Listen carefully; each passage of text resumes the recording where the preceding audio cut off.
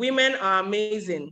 You have influence and you are responsible for stewarding that influence, improving your abilities, refreshing your vision, and networking with like-minded leaders. And so all of you here today on all our platforms, I want to salute you for taking time out today on this wonderful Friday evening where I think you could have been hanging out with your friends or doing one other thing or the other.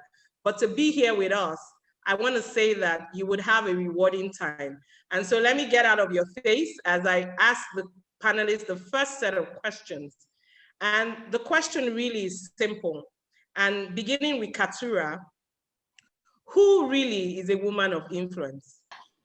When I think about a woman of influence, I see one who has invested in her self-discovery first and has such a confidence in something that she's passionately pursuing that it overflows into a major impact in other person's lives. That's how I see a woman of influence. Wow, I love that definition. Alice, you want to put that into? Yes, I'd love to. I look at it in a similar way, but I also broaden it a little bit because I believe everybody has influence. I think women have influence and men do too. But the thing that's important about influence to me is how you use your influence. Some people use it for good, and then some people use it for their own self-gain. So when I think of women of influence, they're ones that are adding value to other people. And they also are adding value in whatever community or wherever they spend the majority of their time. It could be in their home, it could be at work, it could be in the church, in the community. And so I think they're always adding value. Some of the things that I think mark a woman of influence is that they're marked by balance, truthfulness, encouragement, authenticity, and affirmation. And I think there's just different character qualities that women of influence lead out of. Wow. Thank you for that, Alice. I like the way you put it, and it's amazing because you have good influence and you have bad influence. So I'm glad that you were able to say what you use your influence to do. Now, Wanu? Thank you very much. I think, first of all, it would be good that we all have equal understanding of what influence is. Influence is an imperceptible and indirect action that causes a change to happen. Therefore, when you are looking at a woman of influence, that is the kind of woman that deploys her capacity, to affect and to shape, people and circumstances favorably, just as Alice said. And so I'm looking at three groups that we can categorize as women of influence. So for me, a woman of influence is that intentional wife, that intentional mother who positively molds her husband, positively molds her children's values, characters, and even attitudes for the benefit of the larger society. And if you look at the second category, if we take a look at the political realm or the corporate realm, so a woman of influence is that female leader in the political or secular world who uses her status to shape policies that protect and defend the vulnerable, right? And then if we then go to the general level, because every woman does have influence. So a woman of influence is the one who induces action. It may be direct. It may also be indirect, all right? But these are people that impact events, circumstances, organizations, and indeed nations. So I'm talking of a receptionist, a personal assistant, a cook, a cleaner, a housekeeper, even a caterer, because all of these people can positively affect the results produced either by their leaders, by their co-workers, or their employers, or the society or her nation. So every woman has influence. Thank you. Yeah, so wherever you are right now in the chat rooms, I just want you to say, I have influence. I told you to get something to take notes with, because this is more than, just a conversation we're having. There'll be a lot to learn today. And so jumping right into our second session, I looked at each of these panelists, their profiles and what they're doing around the world. And I kept wondering, as a young leader, You know, what inspires them? What makes them do the things that they do? And from their definitions, we can see why. And that's why going to Wanu's first question today is, she said something recently on LinkedIn and in an interview. She said, I believe that life does not give you what you deserve. It gives you what you demand. Wanu, can you explain further what you mean by that statement? So no, but the reality is, if life gave you what you deserved, so let's ask the question, why is it that nations never necessarily get the best candidates to emerge as presidents? Why is it that states or even companies don't necessarily get the most qualified persons in the top positions? And indeed, for us as women, if life gave you what you deserved, why is it that the best behaved ladies are not the ones that actually honestly end up with the best of men? All right. So this statement is actually premised on the good book. It says in Matthew 7:7, ask, seek, knock. In other words, make a demand. Make a demand. And I'll give you some two practical life examples, all right? So knock when you are in need.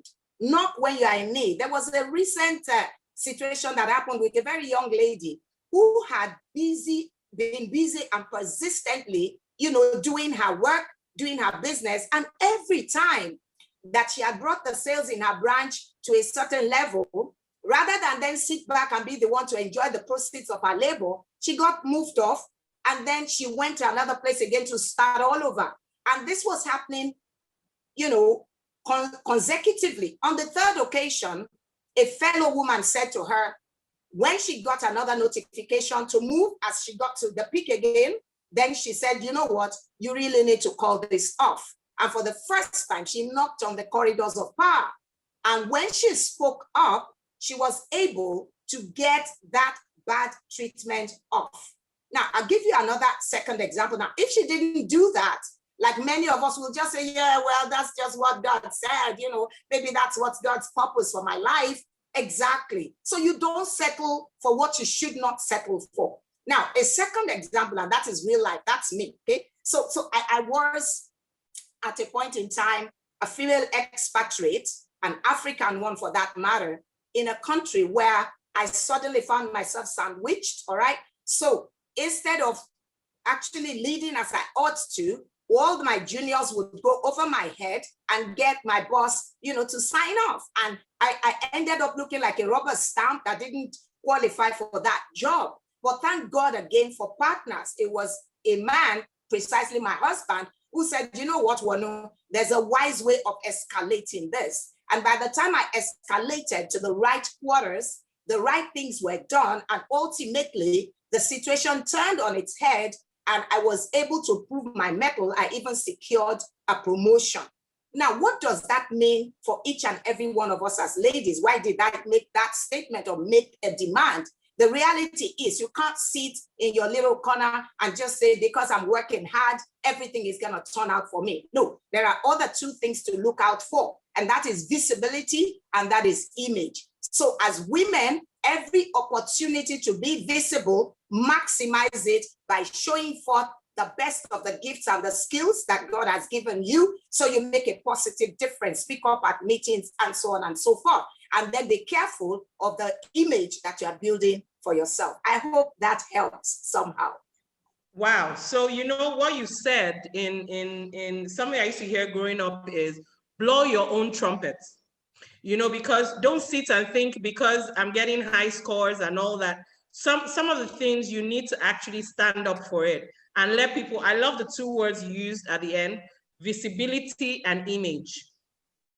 Recently I had to redo my profile on LinkedIn because I realized that really, if you want to be visible, people need to know why they should call on you or who you are. And it's until you say it, that you can actually achieve that. Thank you so much, man. Now, seeing how women are underrepresented in top levels, because every young lady, married, unmarried, I know, everyone, every human being really wants to get to the next level. I know that we're focusing on women in leadership, but seeing how women are underrepresented in top levels, what can organizations do to encourage more women to take up top leadership roles? Okay, wow.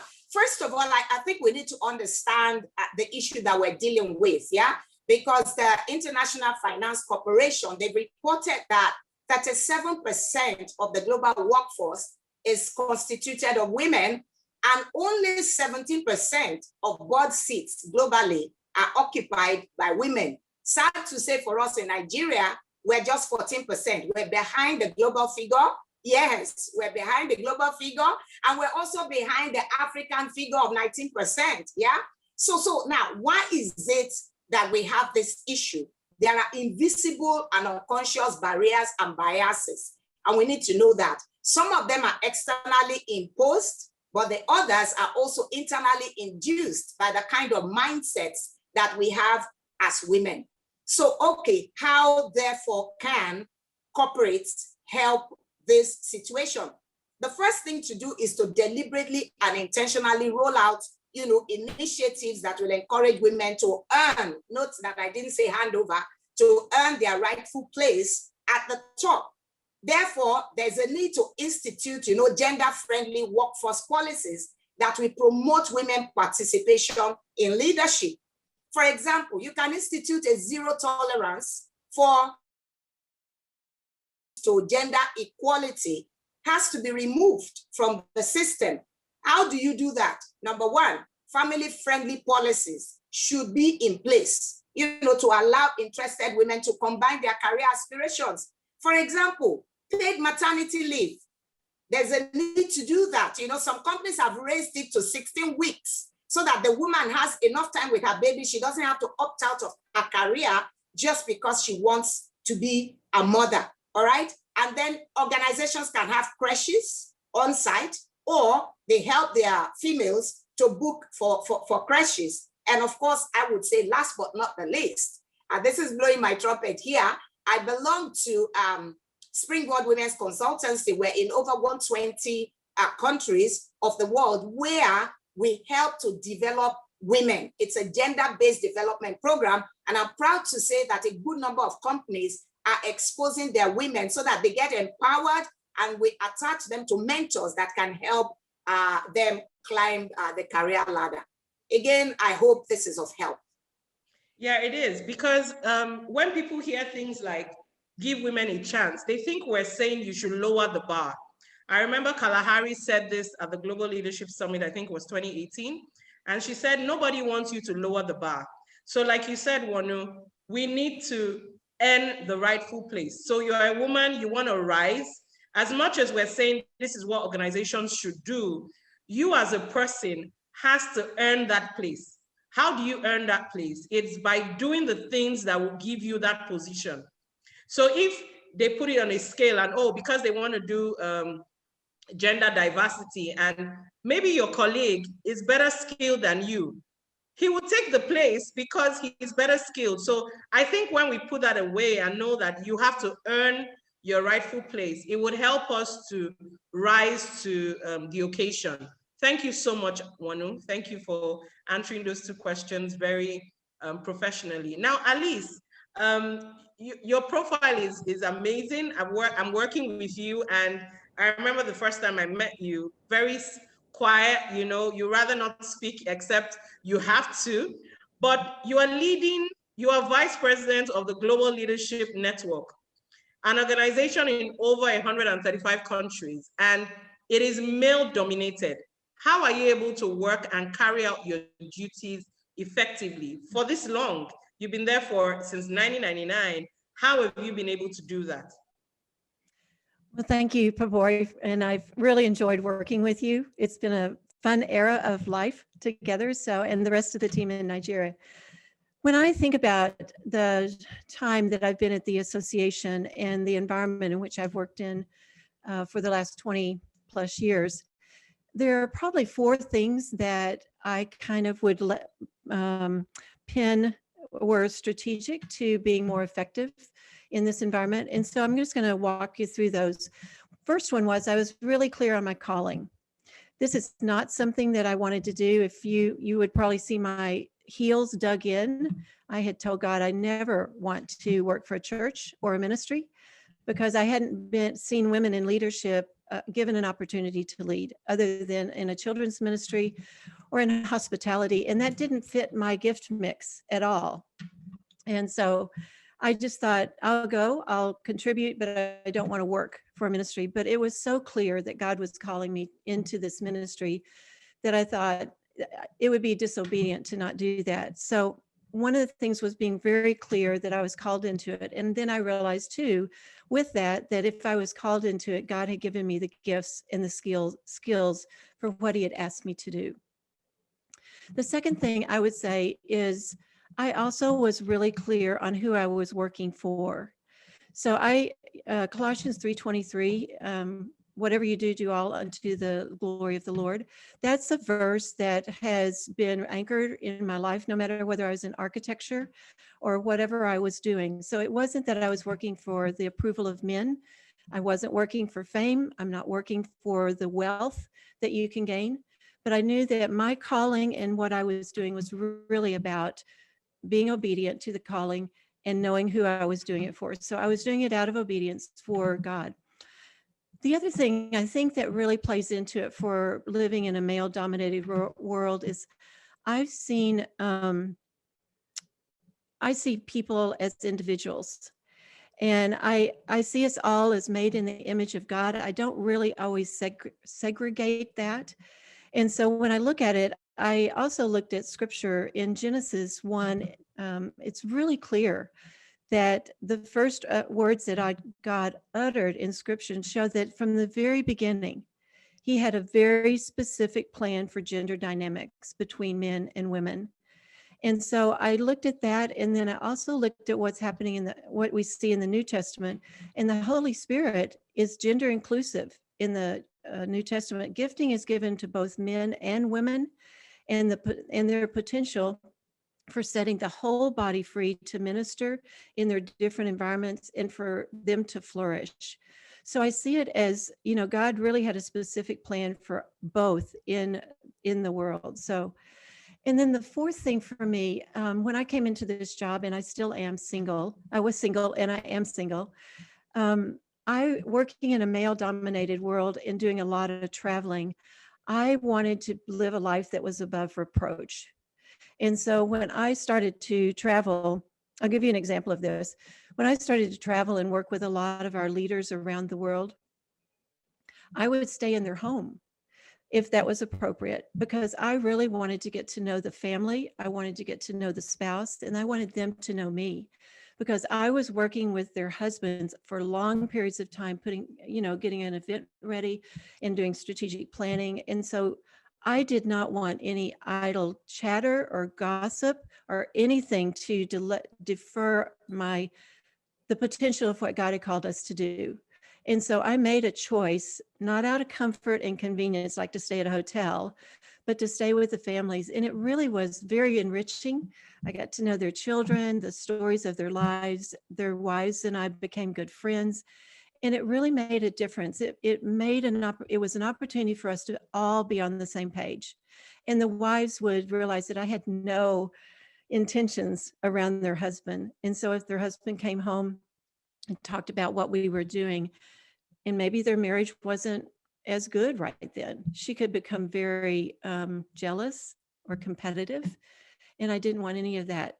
So I really decided very early on, and the same was true in architecture too. I'll give you an example there real quick. The man I worked for, we were in a large global organization.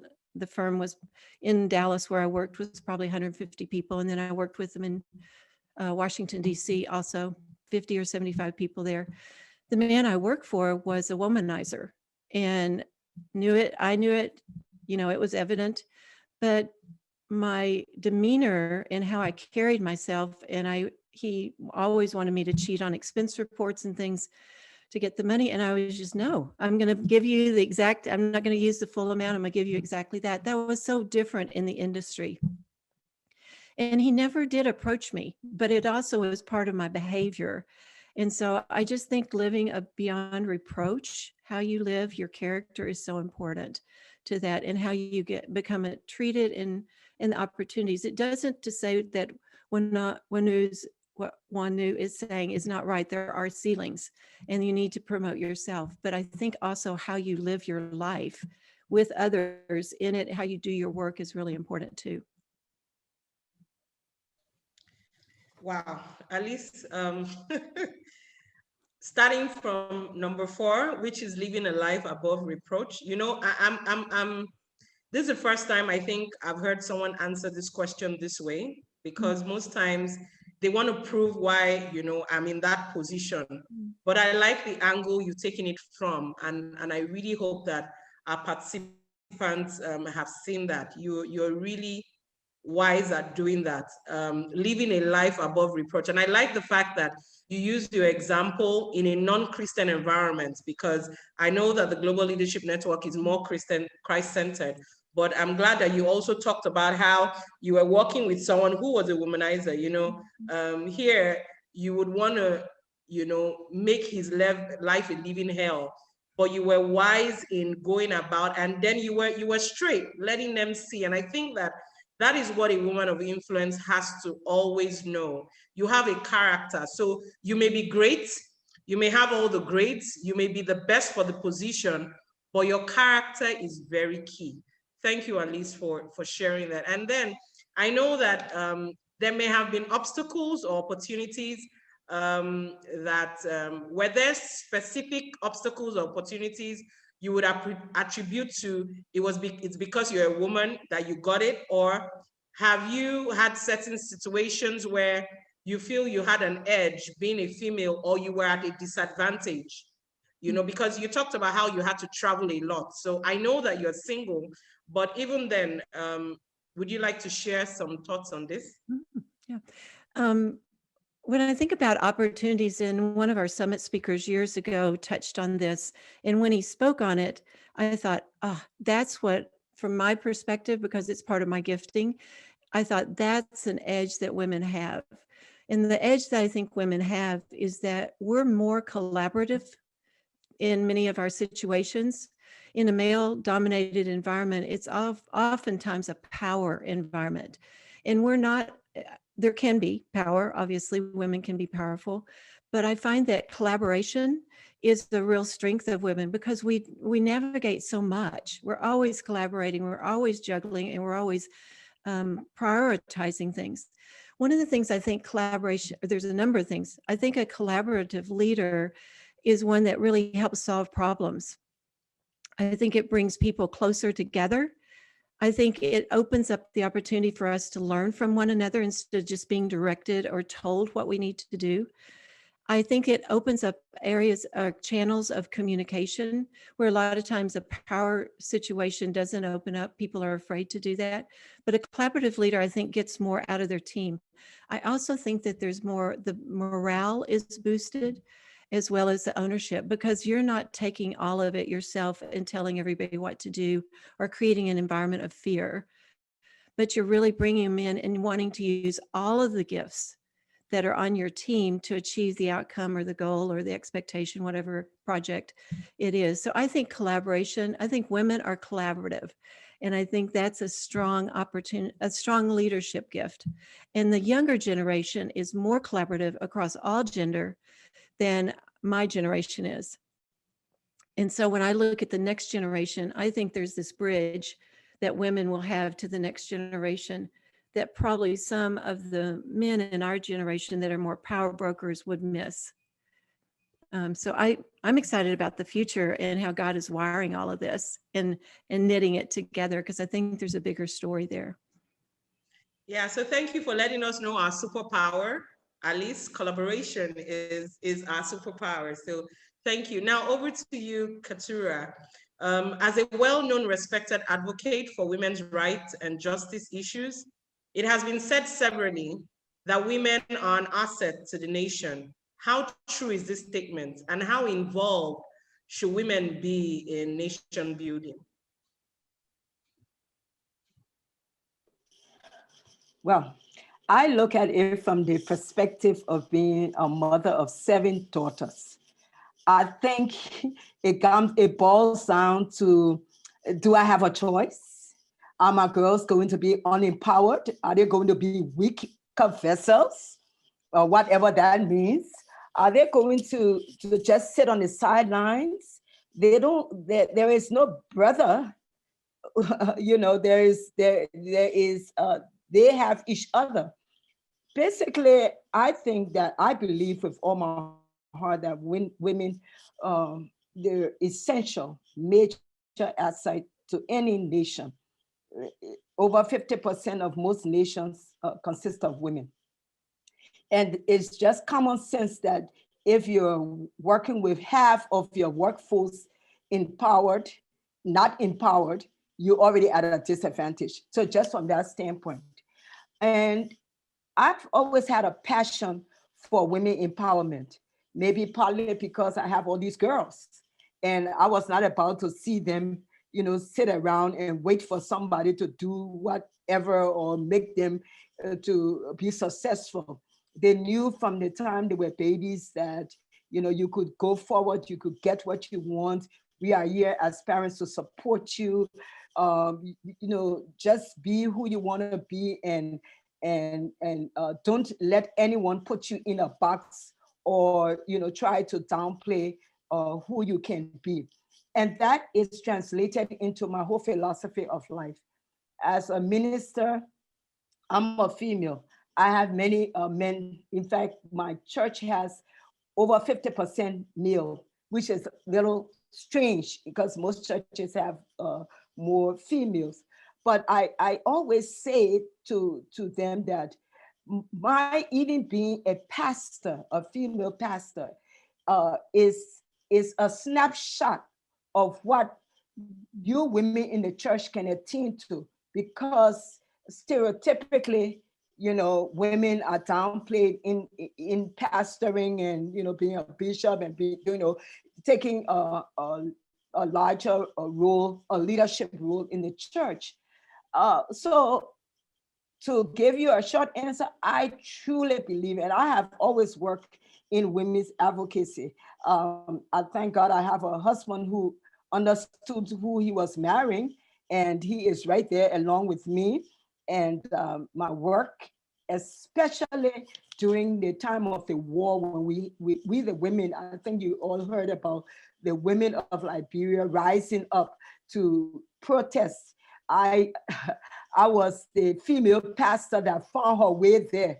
Because anytime when you're talking about advocating for women's rights, advocating for equality, advocating for a woman's voice to be heard, I want to be there. And I challenge my sisters, I challenge the women, you know, find your space there. Always look for that movement, look for that opportunity when you can help to lend a voice to the empowerment of women.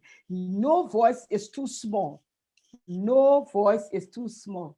We were there sitting with women who were uneducated, protesting with women who had high education, women who could read, women who could not read. No voice is unimportant. So this is the rallying cry.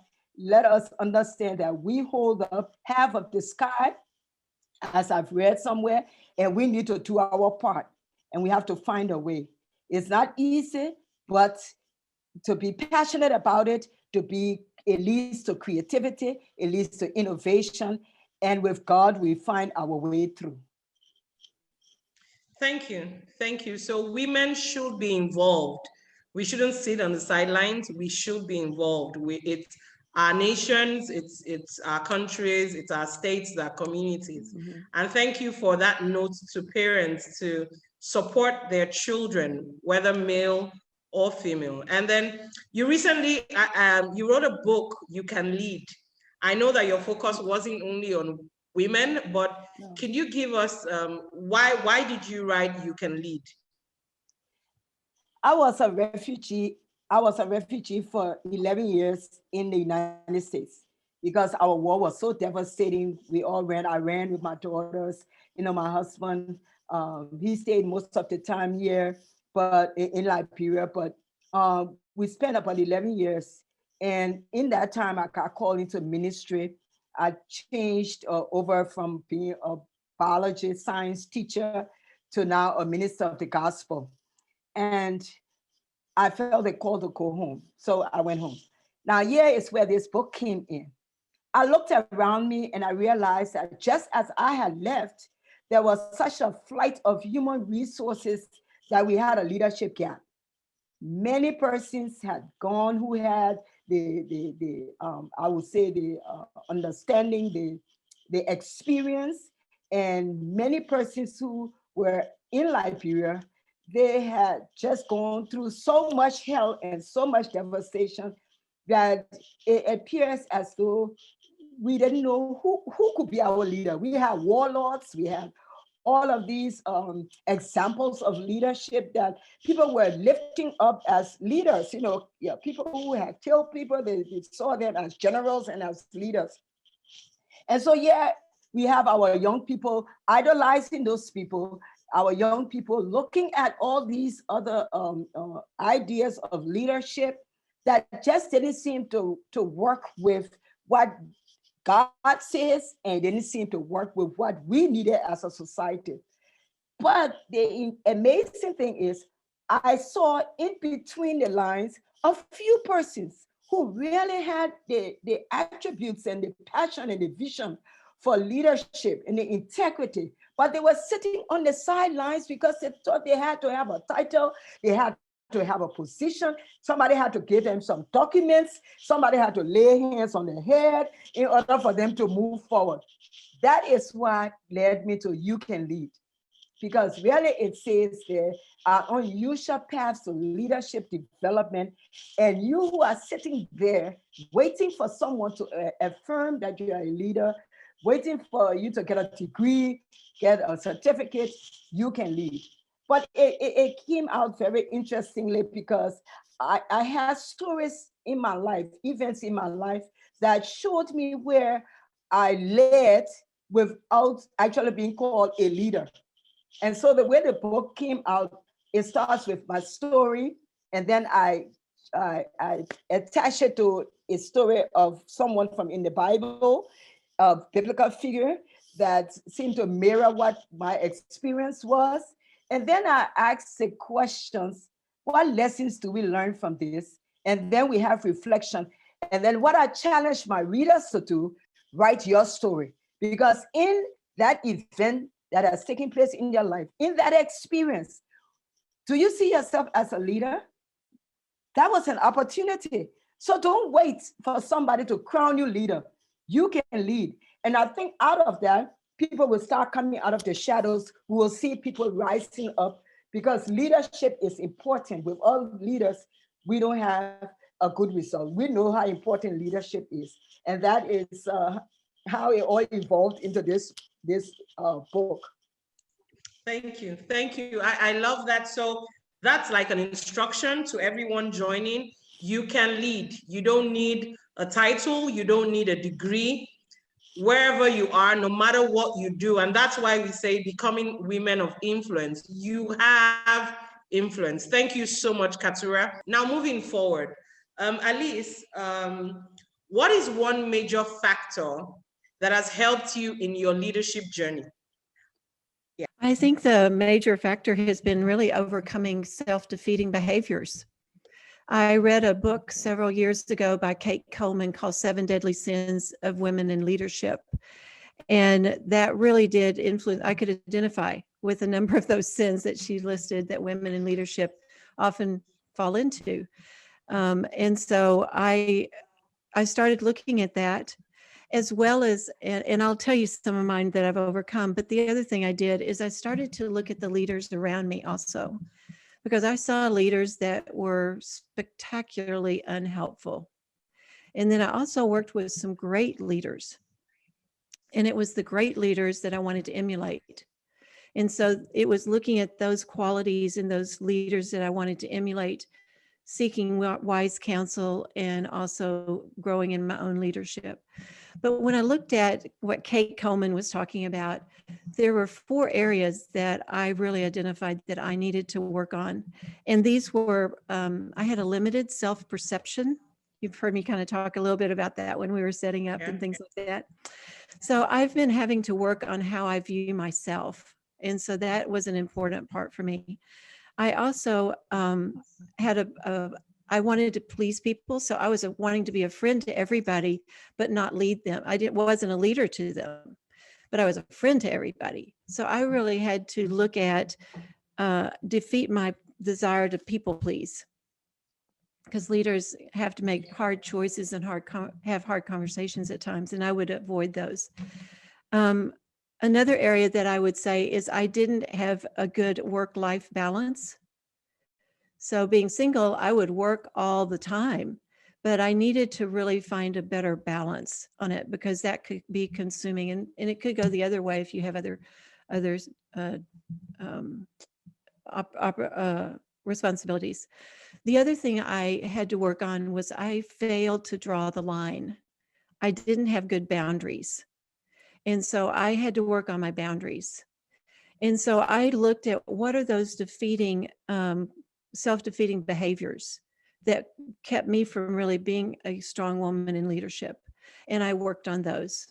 And I constantly work on them. You know, you always have things that you're working on. So that would be, I would say that was probably a really big part of my leadership journey. I think you can always find places where you can learn more about leadership and different characteristics and skills and things like that. But there is a dark side, or there is another side to it that you have to work on also. Let me just say one other just add one other thing to it. I don't know if you all know Gordon MacDonald, but when I came into this role at the GLN, I was with him at a conference, and we were talking in general. And one of the things about leadership, and one of the things he told me was, when the foundation or the character of your life has cracks in it, like these weaknesses these self-defeating behaviors I just talked about, if you don't pay attention to that foundation, the more leadership that's put on your shoulders cause those cracks to get bigger. So if you don't do the work you need to do we all have them. We live in a fallen world. If you don't do that work, the more you go up in leadership and the more weight you have on your shoulders, what you do is you begin to try to escape. And so you will eat, you'll drink, you'll have sexual, have behavior that is releasing, basically. And a lot of times it's in inappropriate ways. So that was something early on that I paid attention to, because I didn't know what God would do as far as my role in leadership, but I didn't want to be the person that failed because I didn't deal with the cracks in my foundation.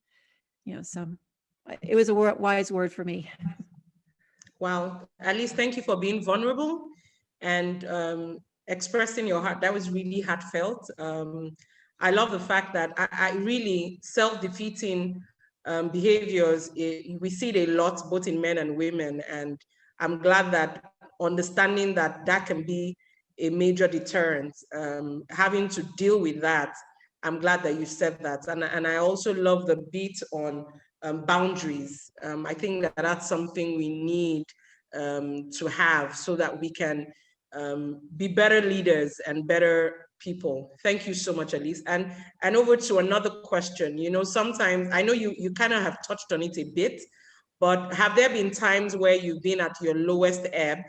And at those times, what was your source of motivation and how were you able to break forth? Yeah. Yes, and I'd say that happened probably last fall was the most recent one that I'll refer to. And the man I worked for the last 20 years, his name is Gary Schwamline. Down, not depressed, but down, because something wasn't good. There were boundaries or blocks or obstacles or whatever. And one of the things he shared with me, which was wise counsel, I think, was he shared a verse from 1 Samuel 30, verse 6. And it says, David was in a state of discouragement because the people were against him and speaking against him. They wanted to stone him. And it says that David encouraged him in the Lord. And I remember Gary coming back from a Christmas holiday and saying he was in one of those low ebb periods. And he came back and he said, he went out to all of these churches that had come to events that we had done and listened to their story about how the event or what we were teaching on leadership helped them grow their church. And so he encouraged himself by not waiting for somebody else to encourage him or seeking out, this or that. So my example, I would say, is probably was in the fall. It's not the only example, it's just the most recent example, is I took over the co-leading the international ministry after being 20 years in the second chair. And Gary was leading it during that time. And when I took over this role in September, like everybody else, we were in the midst of a pandemic. There was an economic crisis going on. We were having to do staff reductions. We needed to transition our whole ministry to a digital first ministry in order to really survive through this and continue to add value through it. And there were many times in that month that I felt like I didn't have the experience, I didn't have the skills, and there also there wasn't sometimes support from others that I could lead lead in this role. And so I really had to go back to scripture, and what I talked about earlier is that I had to go back and ask if I was really called to it. And I affirmed that. And then I really had to look at what scripture says. And it says, if you're called, God gives you the gifts and the skills that you need for it. I may not have all of them. He puts wise counselors around you. So I went back into scripture and affirmed that. And then I also looked for some characters. And so Moses is one of the ones I studied. Moses felt the same way I did. God was telling him, go do this message to the Pharaoh, lead my children out of the bondage. And Moses was saying, not me, I'm the murderer. I can't go back to Egypt. And yet God, I think, was really working in asking Moses to trust and obey him. And that's what I took out of that, is that God was really asking me not to say that I had all the skills and I knew everything and all that, but I needed to trust him and I needed to be obedient. And was I willing to do that? The other character I looked at was Joshua, because Joshua had led in a second chair for a majority of his life also. And then when Moses died, he stepped into that. But what I realized with Joshua is that the children of Israel were now moving into a new era, and it required his skills, not Moses' skills, his skills. So when I looked at it, I saw that the era that Gary had led and I was second chair needed his gifts. This era that we're moving into needs my gifts and my co-collaborators' gifts to lead into this new era. So we're working together on that. And so that's how in that low period, when it seemed overwhelming, I went back and just affirmed my calling and then looked at some characters and to see what God might have said to them that I could learn from my life, and would I apply those same principles to my life. Thank you, Alice. Thank you. You're welcome. That's amazing. You can be in those lowest times as men and as women, but you must be able to rise back up. You must be able to have those affirmations sent to you again. You can follow us on all our social media handles at this time, and then you can also share with your friends. Now, Katura, you want to tell us a bit about hope, help our people excel, and why it's important to invest in women and children. In helping our people excel. Yeah.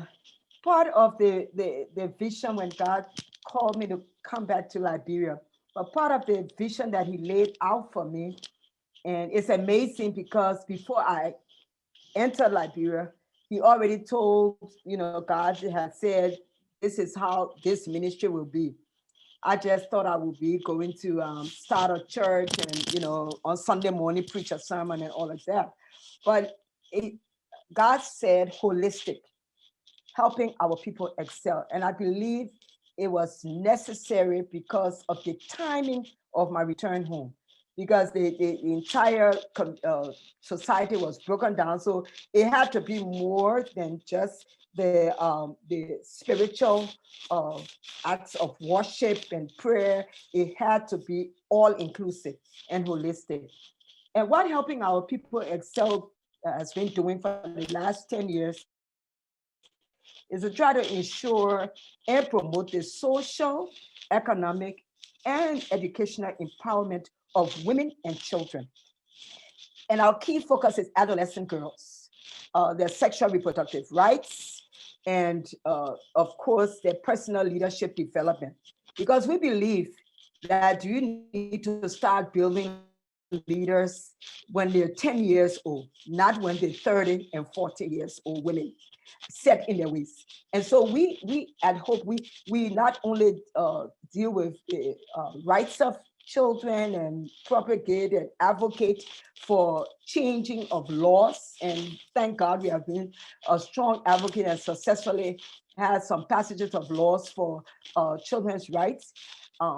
We also, we are intentional about raising leaders, making leaders, and we are finding that those who are about 20 years old now, probably in college or even getting out of high school, depending on their situation, they are now the young leaders taking their place in Liberia.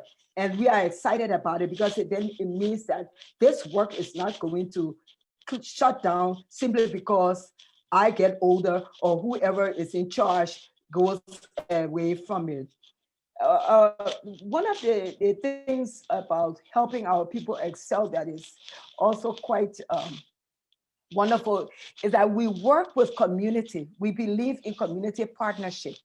We want them to own whatever projects or programs that we are working with so that they too, it offers them the opportunity to learn how to be leaders, how to take initiative so that people are not doing things for them, but it also gives them the opportunity to keep it going even after maybe the project is over or maybe after Hope has ended its supervision of that project. We build bridges with community leaders, the stakeholders. This is one of our key points of reference. We do not do work without community involvement and community empowerment. One of the things we are very excited about is that now we are operating in, we are operating in 11 of the political subdivisions of the entire country, and we have 15 subdivisions.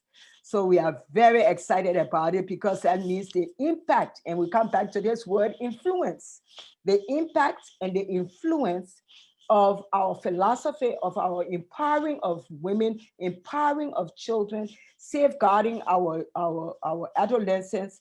That whole thing has now now it's going to be spread all over Liberia. It's not just going to be in major cities, but it's going to be in the villages, and it's going to be, all over the place. One of the things that we are excited about is that Hope is partnering with GLS, and now we're having village summits. These young people will never get to a summit, but now we are partnering with Hope because they are in 11 of those regional areas, and we are taking the Global Leadership Summit all the way into the villages for the first time. This is just some of what we do at helping our people excel, and we are excited about it. And I know there's just so much more that's going to take place as God opens up the vision and as it continues to go. We're just excited when we see these young people, especially the women and the young girls, empowered, actively involved in making decisions for their lives, even in the villages, because many times we don't pay attention to those who are in those rural areas.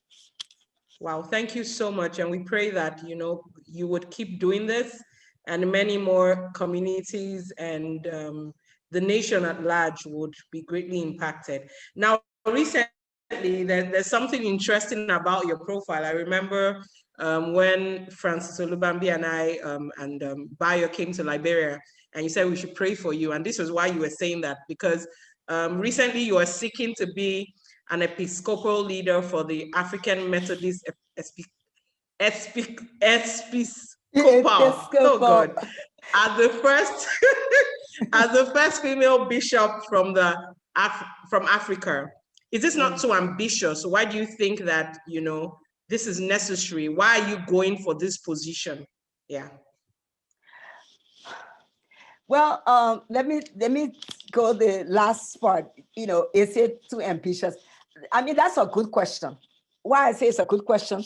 Because from the get-go, as soon as I announced that I will be seeking, to be a bishop, and it is a matter of voting. So it is political. You have to lobby, it's not somebody will just come in and put their hands on you and say you are a bishop.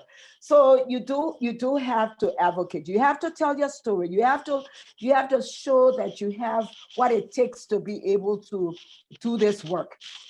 But the first thing is God had to convince me. And when I was convinced of God that, I should move forward, my calling is to preach the gospel. This is an assignment because, my first thing is preach the gospel. Now, is it ambitious? Well, your question is a question that everybody asks me for the first 2-3 years that I was on this road. It's a long process. You really think you can make it?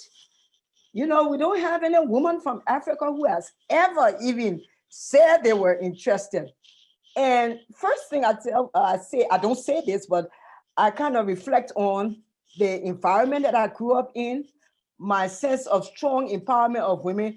And I said, if you knew what has been pushed into my psychic and what my parents have done with me, you wouldn't ask that question, because they taught me that if that is what you want, that is what you believe God is calling you to do, go for it. Yes, it's ambitious. It has never happened before. In fact, the church was started 1816. If you know the history, it really started out of a social justice issue of disenfranchisement of Blacks. And they walked out of a white Methodist establishment because they wanted to be free to worship. So social justice, equality, equity, those are the pillars on which the African Methodist Episcopal Church is formed. So I make my case. If that is a pillar on which we are formed, well, why not a woman from Africa? Why not equity? Why not equal rights? And so my whole stance is, if once I've made the case that God has equipped me, I do the work, I prepare myself, I believe, and I know that God has told me to go forward. I believe the question of ambition should not be a limit to me wanting to be a bishop. The challenge to the AME Church is to embrace diversity, to expand the outreach, and to allow even those who may be in the lesser number to have a seat at the table. Because in the world that we live today, we grow, we prosper, we go further in institutions when we are more diverse. And there are thousands and thousands of AMEs in Africa who would love to see a female African woman sit at the table. Thank you. And we pray that it goes well for you. Now, Mrs. Warnu, I really, because some of the questions, and I'm glad that you are taking your questions now, because some of the questions that have come in are tied around your question. As one who has worked in several top executive positions, what steps would you suggest for women in our society to take to break forth in their home, career, community, so they can pursue their purpose? Because a lot of people are asking, how do I be a woman of influence? Do I need money to be a woman of influence? So how do you think women should go about it? Thank you very much, Pebore. I don't know whether to call them steps or to call them principles, but I will try and articulate about 4 principles that I think have helped my journey. And I think I have put them together under the acronym BASS, BASS. And the first of them I would call balances and bridges, meaning that if you really want to excel and in all of these roles put together, then you have to understand what balance is And for me, balance is not a state of equilibrium. There is no such thing as a state of equilibrium. It is simply the ability to understand at any point in time which weight I am going to shift as the priority in that season. So we got to understand that to be able to balance between the various roles that we are working on. So it's about season, it's about times, right? Now, about bridges, we come across a lot of people on our career journey. And so again, it's important to know which bridges to build and what bridges to burn. All right, so there are crucial bridges to build, and these are bridges with professional colleagues, faith colleagues, those who are going to serve you as mentors, your bosses, your leaders. And the bridges that you need to burn are those that are going to hold you back, those that will not allow you to flow in the direction that God is calling you into. So that for me is the first principle, the B. Now the A is about age and access. Age is, as far as I'm concerned, a simple gauge of your existence. All right, so you are never too young to lead and you are never too old to learn.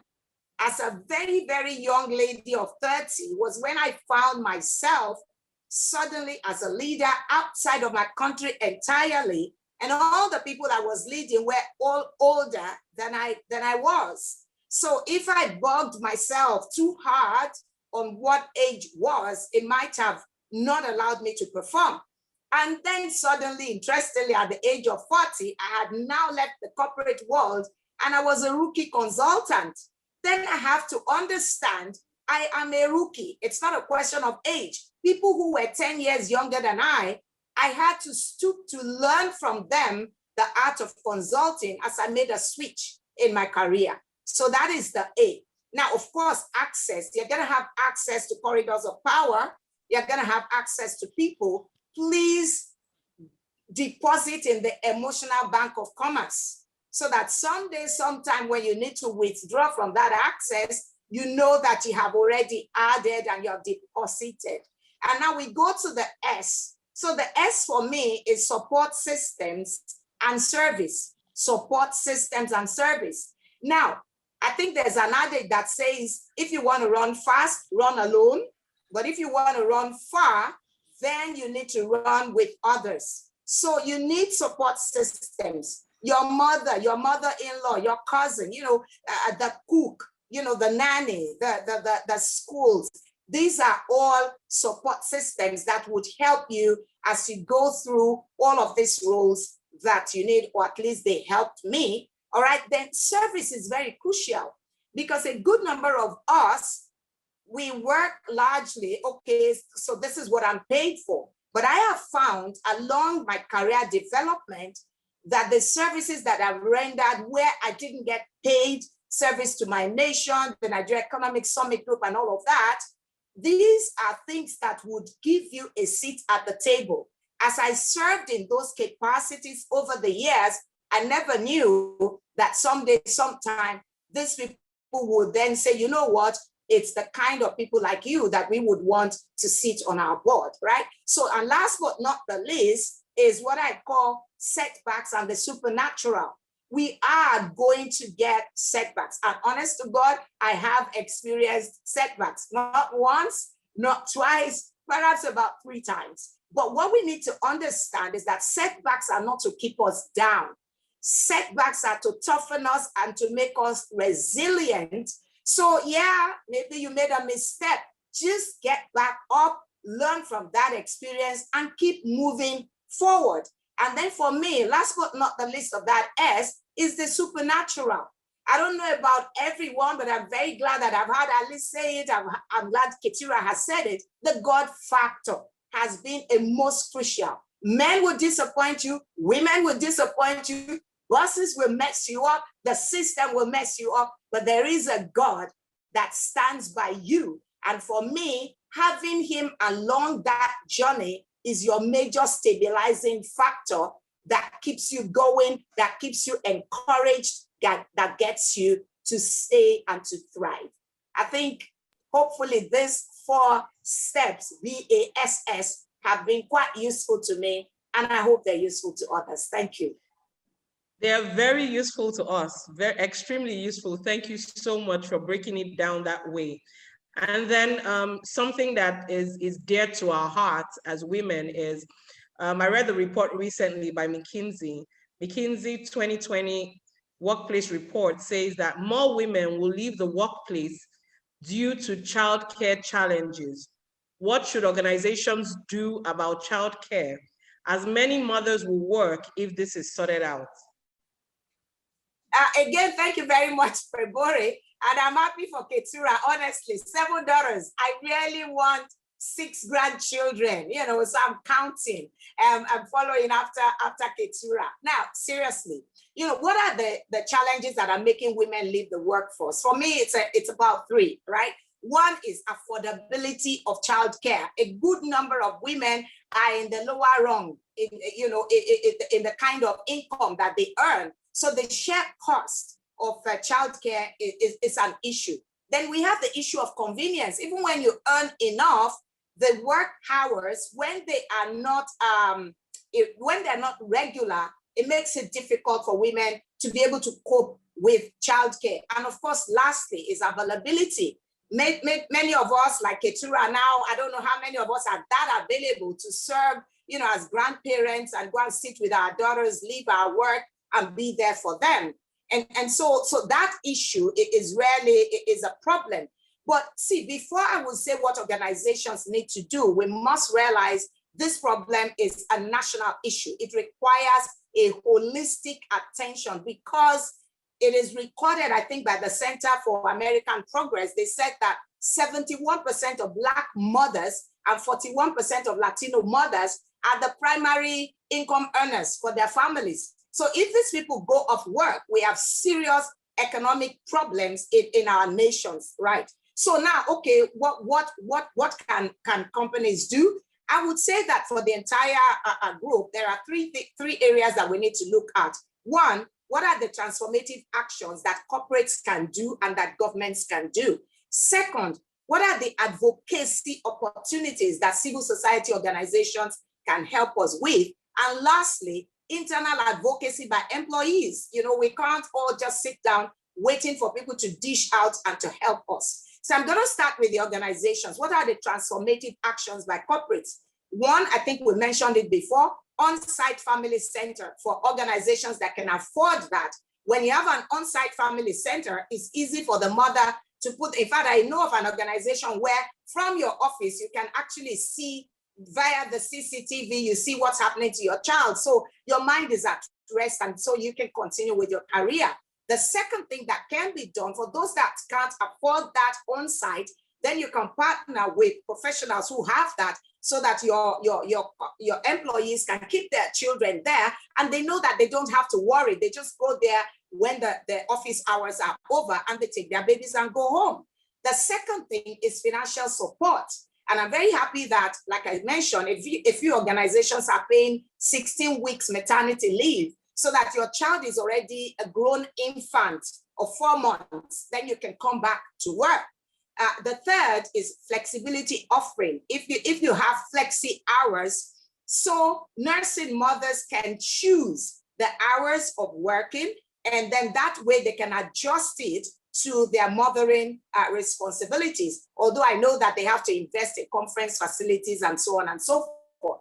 And then of course you can have family-friendly meeting times. There are organizations now that don't start meetings until 9:30 and they don't hold meetings after 4:30, so that that woman can drop the child in wherever, come to work and close on time to pick the child and go away. And I think, of course, lastly, predictable schedules. So a nursing mother doesn't just get to work and she knows that she has to travel, that kind of a thing. So now let me quickly look at what governments can do. Okay, so governments, they can offer 1 year fully paid maternity leave, right? And I know that, I think if I'm not wrong, Lagos State is doing that for civil servants now, yeah? So you'll get to take care of your child for a year without losing your job, and you can come back and continue your work. They do that for civil servants. Also, governments can do tax exempt, okay, for childcare expenses, so that way, that helps, to buffer the kind of cost that they're looking at. And I know that, unless I'm wrong, I also think in Washington, D.C., what they've done is to have a free universal preschool. So for the first 2 years, you can put your child in childcare all the way for the first 2 years at no cost, and it's quality. And they discovered that, the number of women in the workforce increased by 12% 2 years after they did that. So which takes me to the last area, which is, okay, what can employees do?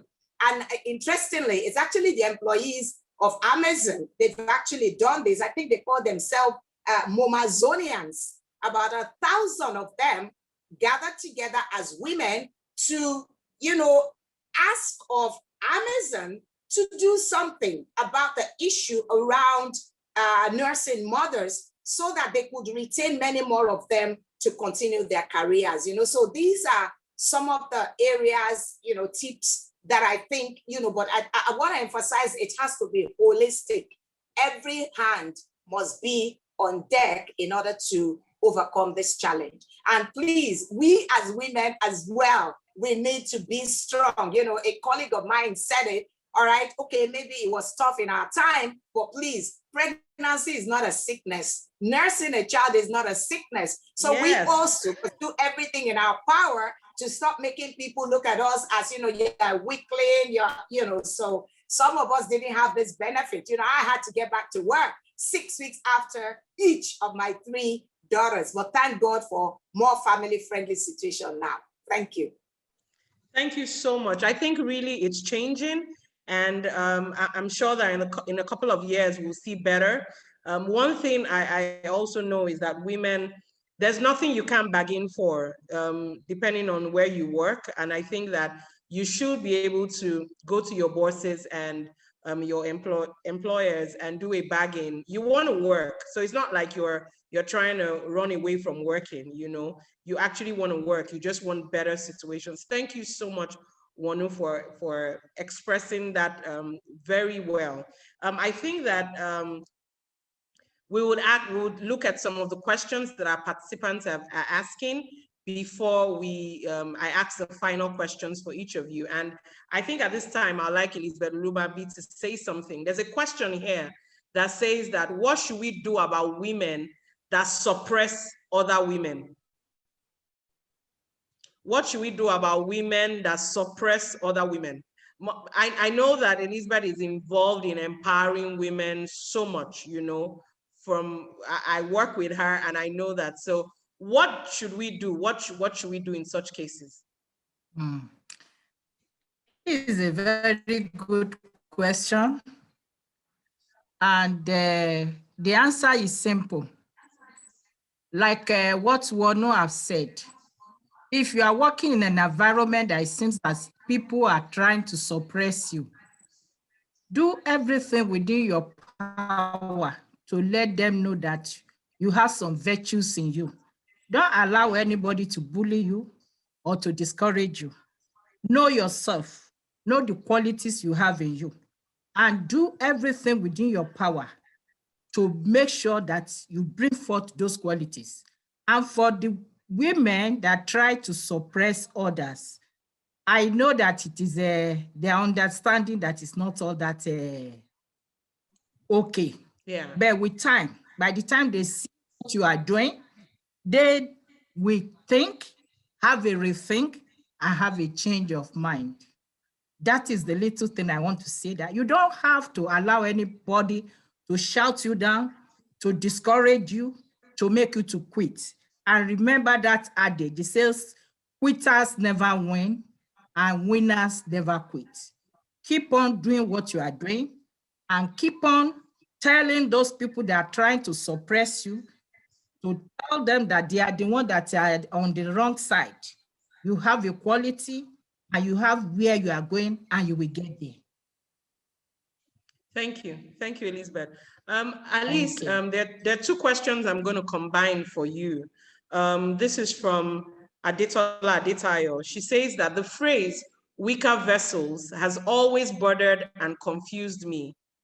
I believe genders are equal in the sight of God. So why label women as weaker vessels? And then the second question from Kende is, can a timid person be a successful leader? Well, I wonder if Keturah could answer the weaker vessel one better than I could. No, But the reason I actually gave you Alice is because you talked really about, using the scripture in Genesis where God talked about, and he made man, and so that's why. Oh, okay. But I guess I haven't studied that passage specifically. That's why I said maybe Keturah could answer it better. But okay, that's fine. That's fine. I don't look at it like that at all. I don't think of myself that way. I think of God creating us all equal, and that we have been given gifts and purposes and callings that are specific to us, and that we work complementary together. So I just never have really focused on being a weaker vessel. There could be a theological reason for it, Keturah, that I have not unpacked necessarily on that side of it. But what was the second part of the question? So can a timid person be a successful leader? Can a timid person? I do think you can. I had a gentleman in my life, not a Christian, who was my boss in Dallas. And he confronted me on that because I don't tend to push myself forward on things. I tend to, I guess, lay back. I'm a little bit more laid back on it. So he really challenged me about it, and he saw my potential. He saw gifts in me. So having somebody call that out, it doesn't mean you have to be bombastic or be, a real aggressive type of personality. But I do think there's strength in all of us if we know who we are and you lead out of your strength. I don't think it's about how you communicate necessarily on that. So this gentleman in Dallas, he basically was sitting on a plane and he said, coming back from a job, and he said, you can be anything you want to be. You just have to decide if that's what you want to be. And I took it as a challenge at that point because I don't think anybody had really spoken that into my life before. And I realized that I did have potential that I was not actualizing. And so I chose at that point to be all that I could be, whatever that meant. That's good. Thank you, Ali. So, Keturah, do you want to just quickly touch on weaker vessels? Okay, I think I opened that can of worms when I said, quote unquote, weaker vessels. But I think it came somewhere out of a biblical perspective or out of a patriarchal perspective. Living in Africa is our experience. They look at women as weaker, and sometimes it's an endearment. It's not necessarily for suppression, but it's like we have to take care of you. You don't have what it takes. We have to do that. But that can be very defeating for a woman who is on fire and has purpose and has passion for something, because then she has to be strong. You can't get to where you need to be and you are weak. It doesn't work like that. So we have to understand that this weaker, even though it may appear to be a sign of caring for the woman, but where it encroaches on your ability to move forward, to be aggressive, to be assertive, to be filled with the desire to attain what God has told you to attain. If that does not work along with that idea, then you have to reject that as a woman. And we have to correct the narrative that is going around in society. Yes, men should be nice, chivalrous, and attentive to their wives and to their spouse, to their daughters and all of that, but not with the idea that it means that they cannot be strong to move forward, to do what they need to do in their lives. And that's where we have to be careful. Yeah, thank you. Wanu, you wanted to say something also.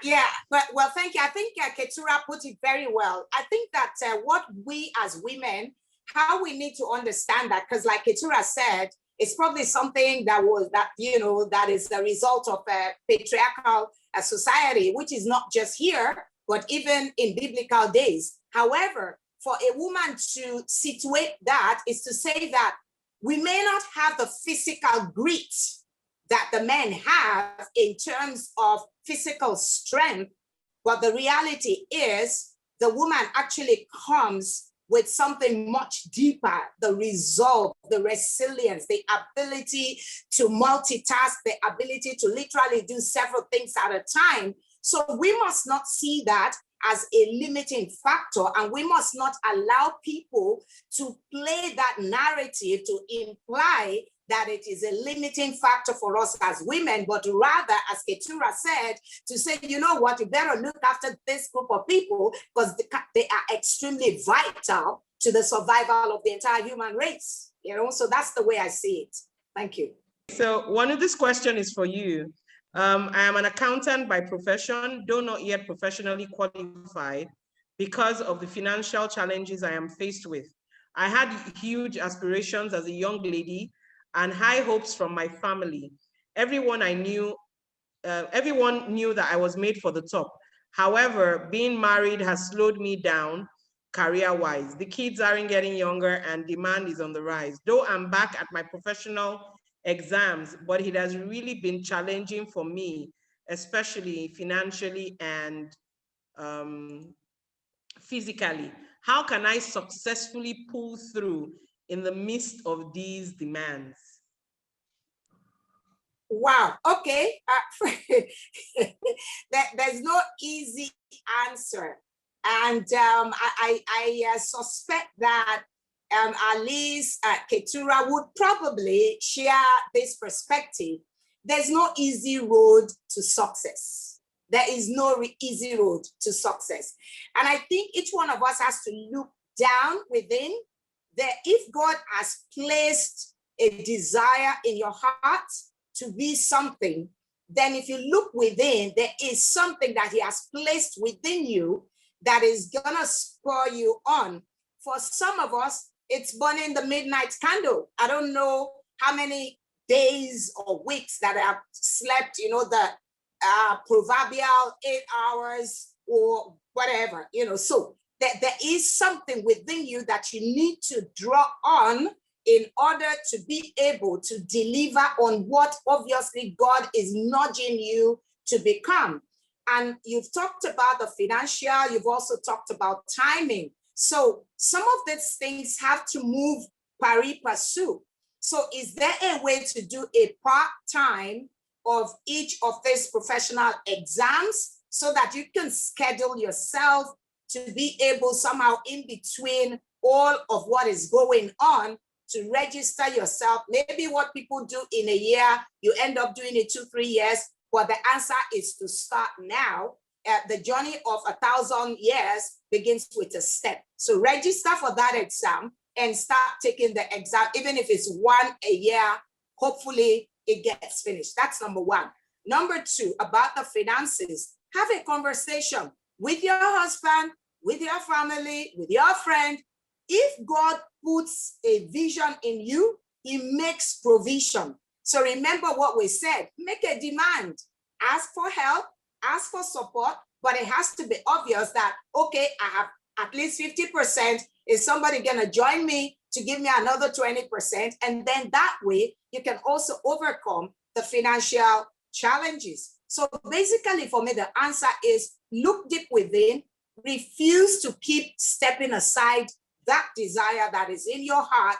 Take one step at a time, and soon you will find yourself at the place, because the vision is for a time, the vision is for a season. However, start taking steps one at a time and make the personal sacrifices that we need to make. Use the support systems around you and you will get there. Thank you, Wanu. I know we're running out of time. I'll take 3 more questions and then we'll run. Keturah, there's a tiny line between blowing one's trumpet and being proud. How do I know my limits so I don't cross over to pride? Well, true, we have to watch that. That is important because as believers and also as a decent human being, you cannot think of yourself more highly than others. But it does not mean that you don't know your self-worth. Knowing your self-worth means you have to take an inventory of your strengths. You have to know what you have to offer. You have to be very clear on where your area of impact and influence is. And because you need to be very clear on where your area of impact and influence and know your strengths, that means that you also have to understand that those strengths are gifts from God. Those strengths mean that they're given to you to be used for the betterment of other people, not for you to walk around and keep telling people how good you are. Actually, if you are that good, it cannot hide. It will show. So you have to also be accountable by checking yourself and having others who you trust to check you, because your words, the way you carry yourself, the way you treat other people will indicate whether you have a prideful spirit. But please, in the context of women, we have to be careful that we don't see humility as as a badge of virtue, meaning that you don't use it to downplay who you are, what your strengths are, your accomplishments. So you have to be careful about that. But again, it's about accountability, it's about truth telling, but it's also about making sure that you have a self-inventory and you know your strengths and you play to your strengths, you emphasize it and you showcase it for the good of others. Thank you. Thank you, Katura. Alice, one question to you. As a woman, how do you take up leadership positions? How do I take them up? So how do you get, I know that we've said it, but how do you take on, how do you rise, as it were? I guess from my perspective, has been, and I think both Katura and Wanu have said this too, is that we've done our work in such a way that we have risen up in our gifts and skills have demonstrated that we had leadership gifts. And as we worked in the areas that we had been given responsibility for and successful in those areas or learning in those areas, we've stepped into the next level of leadership on that. Thank you, Alice. And then Wanu, I know you have like a foundation or ministry, Yes 30. And so this question, experiencing all that you have and coming out tops, what virtues and things will you tell your younger self to arm herself with? Okay, well, first of all, for young people, I think it's absolutely important to strengthen our life skills because that has become a limiting factor for a good number of people. There are so many people out of school, but they are unemployable because they do not have employability skills. So basics of sheer communication, verbal, earned, writing skills, we need to strengthen that so that when you package yourself, at least people can read your stuff and you can express yourself. So that is crucial. Relationship skills are also very, very crucial because the world is fast becoming team-based. So you have to be able to work within a team, work with colleagues, work with bosses without always getting into conflicts with people. I also think that ethics and etiquette, very crucial. Ethics in the sense of, sincerely speaking, a good number of reasons why a lot of women are getting into leadership positions is that a good number of people know that, put these women there, we're safe. Our money is safe.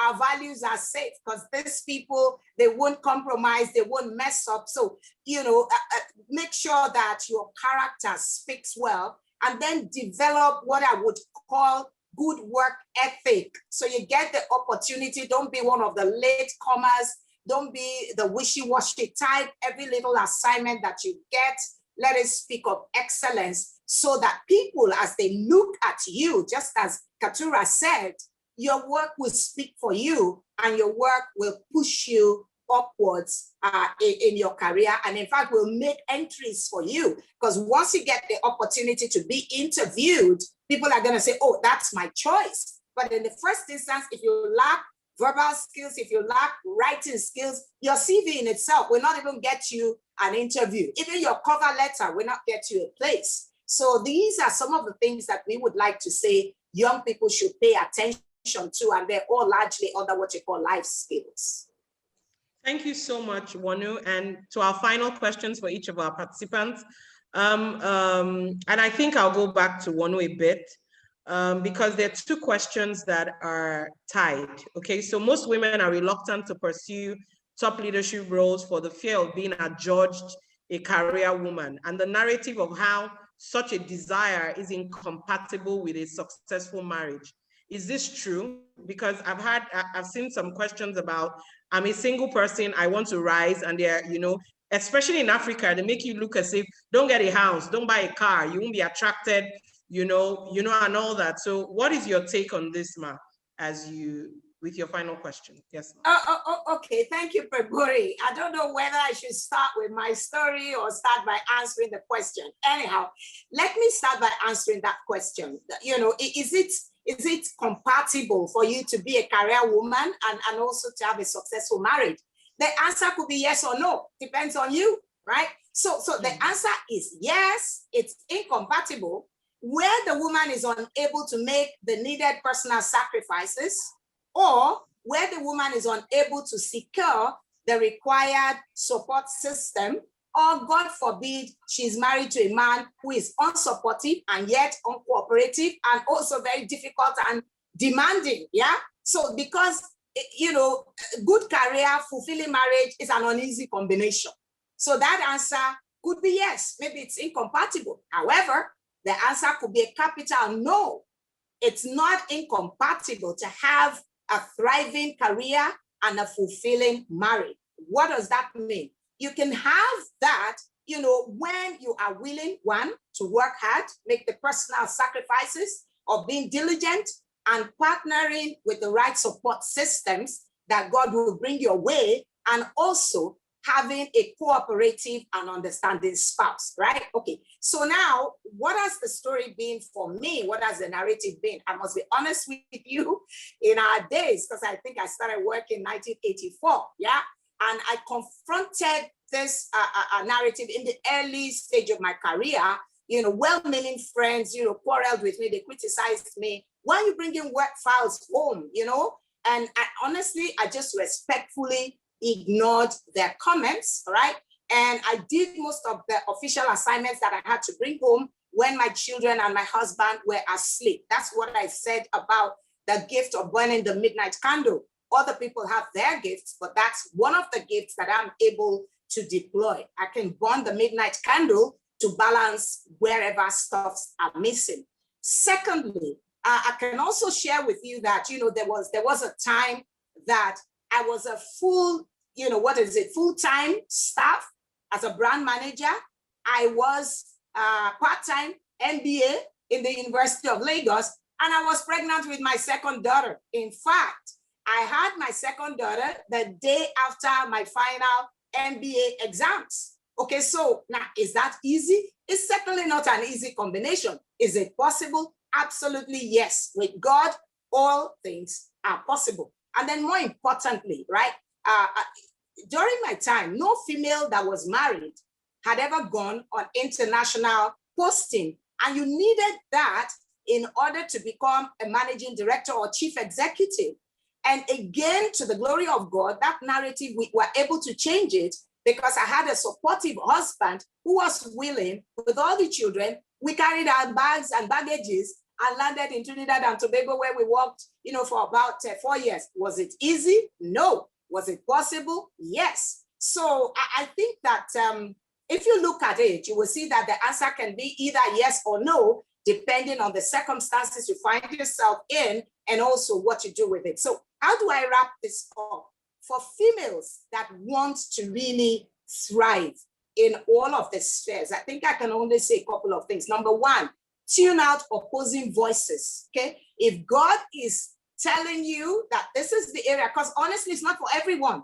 Let's not kid ourselves. Some are called to be fantastic mothers, stay in your lane. Some are called just to be CEOs, stay in your lane, right? So, but if God is calling you, tune out voices that are not in alignment, even though they may be sincere.